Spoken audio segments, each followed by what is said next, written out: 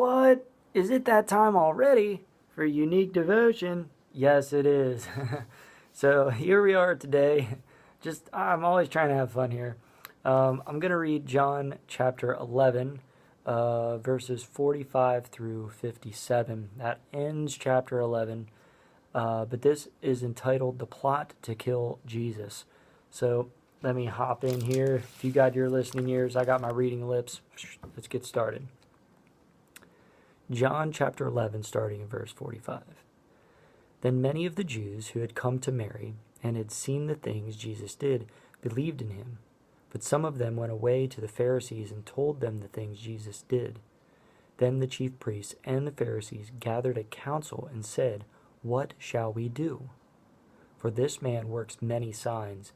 If we let him alone like this, everyone will believe in him, and the Romans will come and take away both our place and nation." And one of them, Caiaphas, being high priest that year, said to them, "You know nothing at all, nor do you consider that it is expedient for us that one man should die for the people, and not that the whole nation should perish. Now this he did not say on his own authority, but being high priest that year, he prophesied that Jesus would die for the nation, and not for that nation only, but also that he would gather together in one the children of God who were scattered abroad." Then from that day on they plotted to put him to death.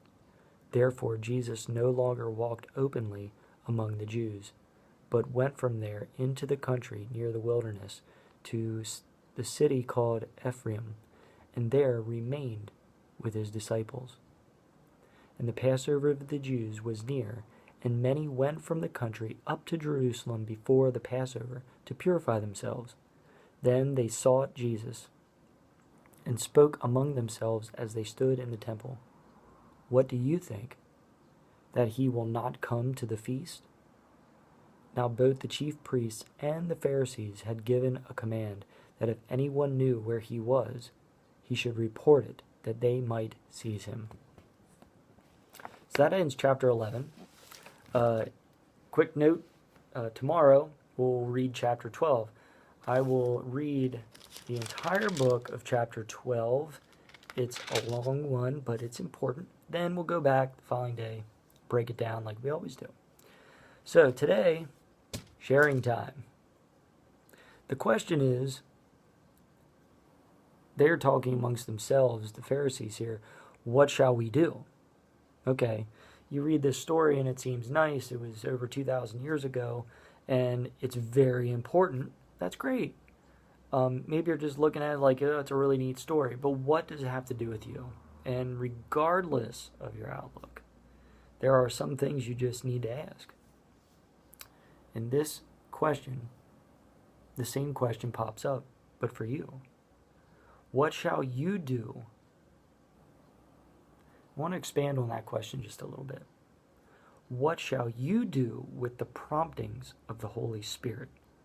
Because you have to remember now, we're on, if you've been listening to me for a while, you know that I talk about how we're on the other side of the cross.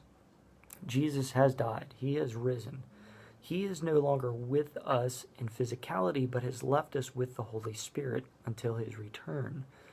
And so we are endowed with the power of the Holy Spirit that is inside of us, that is like that still small voice guiding us and prompting us.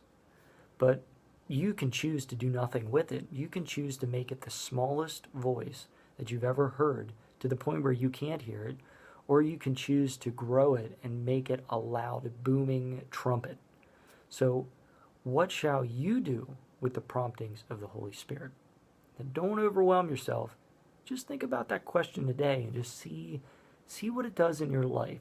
See how your reactions to the events that happened today are because of you thinking of that question. Just ask it in your heart, ask it in your mind, even if not out loud, and just see what happens. So again, what shall you do with the promptings of the Holy Spirit? Yesterday, as I was going through my day and praying and thinking, a thought crossed my mind, and I'd like to throw something out there.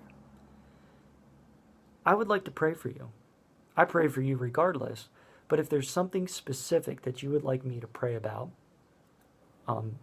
or us, so if you'd like us to pray about it, anyone that watches this channel, please put it in the comments below, and that allows everyone to know what we can pray for.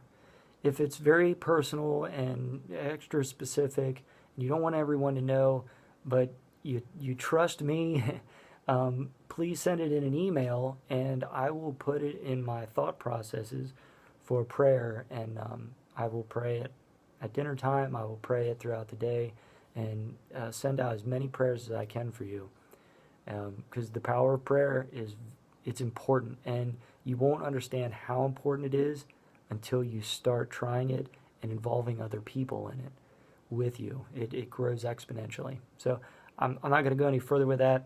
I want you to just try it for yourself. Praying out loud, getting other people involved, and seeing how it changes your life. Then you'll know it firsthand, and I don't need to explain it. So again, if you'd like us to pray for something, leave it in the comments. If you'd like me to pray for something specific, please email me. Also, don't forget to check the D box. I always post a link for music there. You just click on it and you can listen to some fun music. If you don't like that music, that's fine. That's why I don't play it in the video. So on that note, I hope God gives you all the blessings you deserve today, and even more so, all the blessings you don't deserve. Have a wonderful day.